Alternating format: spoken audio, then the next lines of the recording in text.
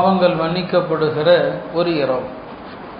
நபி ஸல்லல்லாஹு அலைஹி வஸல்லம் அவர்கள் இந்த இரவை குறித்து பல ஹதீஸுகளிலே சொன்ன தகவல், அல்லாஹ் இந்த இரவிலே அடியார்கள் அனைவரையும் உற்று நோக்குகிறான். எல்லா அடியார்களையும் அல்லாஹ் இந்த இரவிலே பார்க்கிறான். எல்லோருக்குமே அல்லாஹ் மன்னிப்பை தருகிறான், இணை வைப்பாளரை தவிர. அதே போல மக்களிடையே சதாவும் சண்டை சச்சரவு செய்து எல்லோரோடும் பகைத்து கொள்கிறவரை தவிர என்று ஒரு ஹதீஸிலே வருகிறது.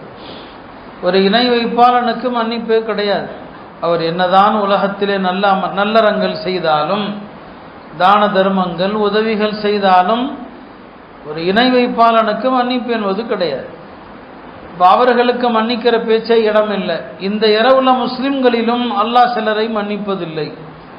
எப்போதுமே பிறருடனான உறவுல ஒரு பகை வச்சுக்கிட்டே இருக்கிறவங்க. சில ஹதீஸுகளில் மூணாவது ஒரு நபரை பற்றியும் வருது. யார் தன்னுடைய கீழாடையை கரண்டைக்கு கீழ் உடுத்தி கொண்டிருக்கிறாரோ அவர்களையும் அல்லாஹ் இந்த இரவிலே மன்னிப்பதில்லை என்று வருகிறது. அப்போ சில பாவங்களை நாம் செய்வதானது சிறப்புமிக்க இரவுகளில் கூட நமக்கு மன்னிப்பை பெற்றுத் தருவதற்கு ஒரு தடையாக இருக்கிறது என்பதை நாம் புரிந்து கொள்ள வேண்டும்.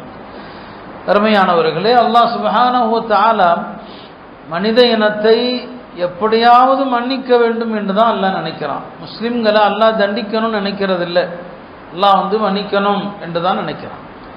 எத்தனையோ ஹதீஸுகளை நாம் பார்க்கிறோம். சஹீஹ் புகாரில் வரக்கூடிய ஒரு நீண்ட ஹதீஸ். ஒரு நாள் சஹாபாக்கள் நபி ஸல்லல்லாஹு அலைஹி வஸல்லம் அவர்களிடம் கேட்பாங்க, நாங்கள் அல்லாஹ்வை பார்க்க முடியுமான்னு கேட்பாங்க.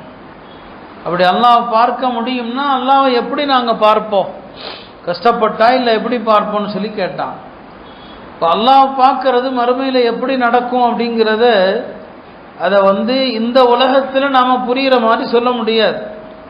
நபி ஸல்லல்லாஹு அலைஹி வஸல்லம் அவர்கள் ஒரு உதாரணத்தை சொல்லி அழகா சொன்னாங்க. அல்லாஹ் மறுமையில் பார்ப்பீங்க, எப்படி பார்ப்பீங்கன்னு சொல்லும்போது, ஒரு மேகமூட்டம் இல்லாத இரவுல நீங்கள் சந்திரனை பார்ப்பதற்கு கஷ்டப்படுவீங்களான்னு கேட்டாங்க. இப்போ நம்ம சந்திரனை பார்க்குறோம், கஷ்டம் இல்லாமல் பார்க்குறோம், கஷ்டப்படுவீங்களான்னு கேட்டாங்க. இல்லை. சந்திரனை பார்ப்பதற்கு ஒருத்தருக்கு ஒருத்தர் முண்டி அடிச்சுக்குவீங்களான்னு கேட்டான்.